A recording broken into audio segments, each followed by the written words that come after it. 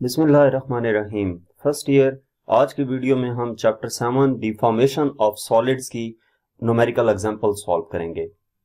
First example है in masjid minar having area of cross section 0.2 square metre, the upper domes weight 10,000 newton is made up of a material with Young's modulus 4.5 into 10 power 10 Pascal and mass density of 2700 kilogram per cubic meter. Find the compressive stress at the cross section located 3 meter below the top of the pillar and value of compressive strain of the top 3 meter segment of the pillar. अब question ये कहा गया है कि एक मस्जिद के मीनार की बात की जा रही है जिसका क्रॉस सेक्शनल एरिया गिवन है, उसका अपर डोम जो है उसका वेट हमें दिया गया है और वो जिस मटेरियल का बना हुआ है उसका यंग्स मॉडुलस इतनी वैल्यू का है। मैस डेंसिटी यानी कि डेंसिटी हमारे पास गिवन है।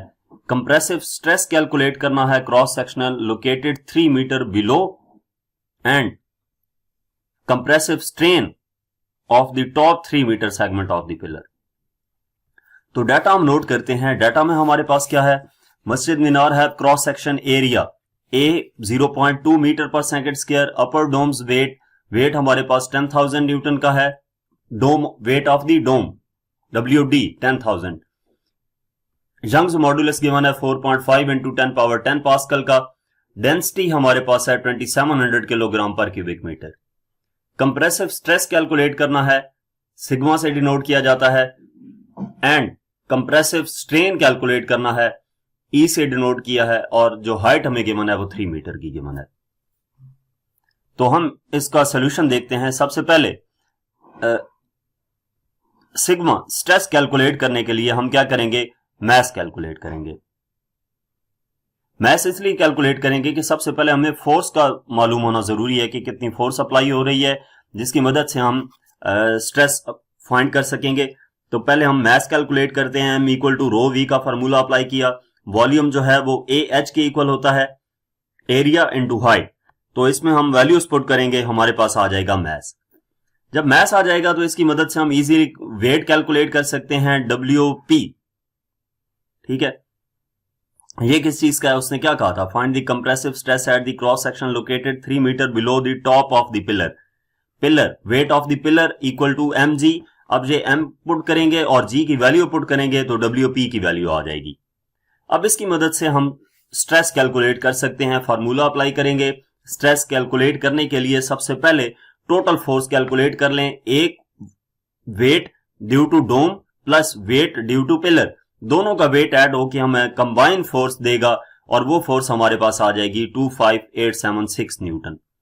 अब जब ये फोर्स आ गई है तो सिग्मा का फॉर्मूला अप्लाई करेंगे। स्ट्रेस फाइंड करने के लिए stress equal to force per unit area, यानी कि sigma equal to F over A। Force put करेंगे डिवाइडेड बाय एरिया, हमें 0.2 गिवन है। फोर्स अभी कैलकुलेट की थी तो सिग्मा की वैल्यू आ जाएगी 129380 न्यूटन पर स्क्वायर मीटर। इसके बाद स्ट्रेन कैलकुलेट करने के लिए कंप्रेसिव स्ट्रेन E, वो हमारे पास फार्मूला यंग्स मॉडुलस जो होता है स्ट्रेस ओवर स्ट्रेन के इक्वल होता है। तो यहां से जो स्ट्रेन है वो इक्वल आ जाएगा स्ट्रेस ओवर यंग्स मॉडुलस के। वैल्यूज पुट करेंगे, इसको सिंप्लीफाई करते हैं तो हमारे पास E की वैल्यू आ जाती है 2.87 इंटू 10 पावर -6। इसका कोई यूनिट नहीं होता, स्ट्रेन का कोई यूनिट नहीं होता। नेक्स्ट एग्जांपल नंबर 7.2 है। Calculate the change in length of the upper leg bone of A soccer player having mass of 70 kg, sports 62 kg of his mass on this bone, assuming the bone to be equivalent to a uniform rod that is 40 centimeter long and having radius of 2 centimeter.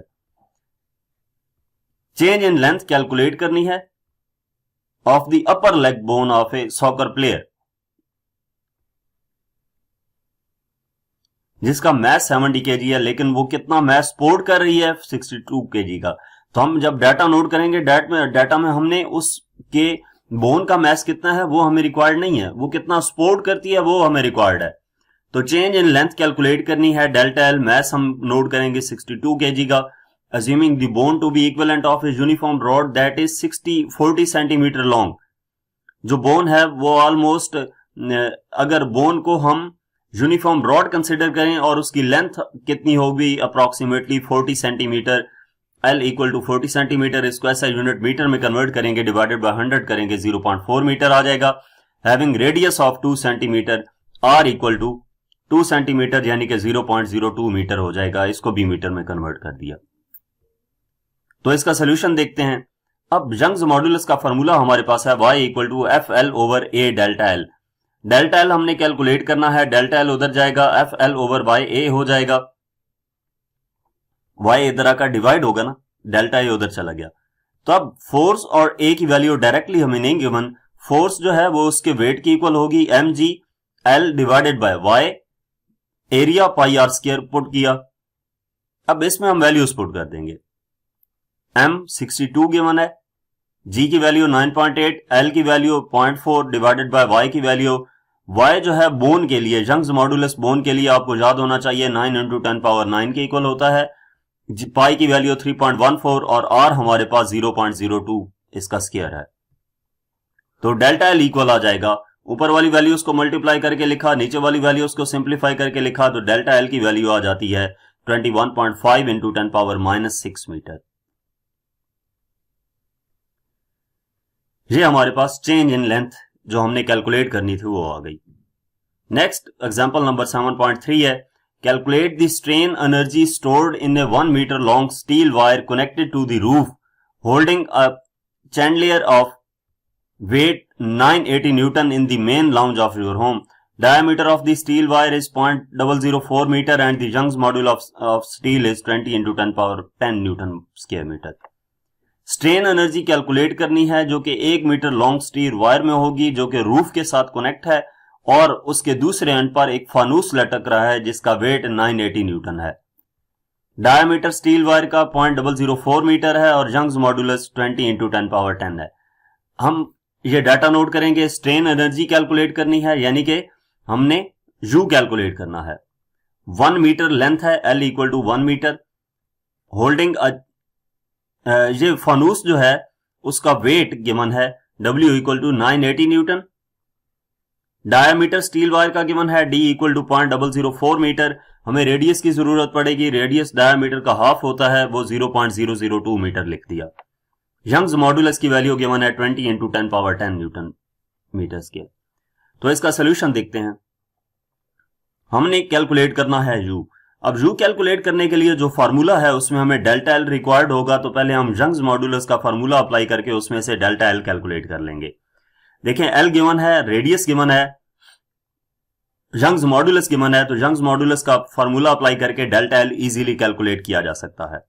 Delta L equal होगा FL over by A। Delta L क्या है? Change in length. तो वो change in length हम calculate करने जा रहे हैं। F जो है वो उसके वेट की इक्वल होगी और एरिया पाई r स्क्वायर के इक्वल होगा। इसमें हम वैल्यूज पुट कर देंगे। वेट 980 इंटू L की वैल्यू 1, Y की वैल्यू लिखी, पाई की वैल्यू लिखी एंड R की वैल्यू लिखी। डेल्टा L इक्वल आ जाएगा 3.9 × 10⁻⁴ मीटर के। अब इसके बाद हम फार्मूला अप्लाई करेंगे U कैलकुलेट करने के लिए। जो इसमें स्ट्रेन एनर्जी होगी वो in the form of potential energy होगी 1/2 into YA over L into delta L का स्क्वायर, या इसको x स्क्वायर भी फार्मूला में लिखा जाता है। तो इसमें हम वैल्यूज पुट कर देंगे। ये फार्मूला है हमारे पास स्ट्रेन एनर्जी कैलकुलेट करने के लिए। वैल्यूज पुट करने के बाद इसको सिंप्लीफाई करें तो जो हमारे पास U आ जाएगा 0.191 जूल आ जाता है। यहां तक इस चैप्टर की न्यूमेरिकल एग्जांपल्स थी। मजीद किसी भी चैप्टर की एक्सरसाइज का सोल्यूशन देखने के लिए हमारा चैनल विजिट करें। इसके अलावा अगर आप किसी भी सब्जेक्ट की ऑनलाइन जो होम ट्यूशन पढ़ना चाहते हैं तो हमसे व्हाट्सएप पे कांटेक्ट कर सकते हैं। Thank you.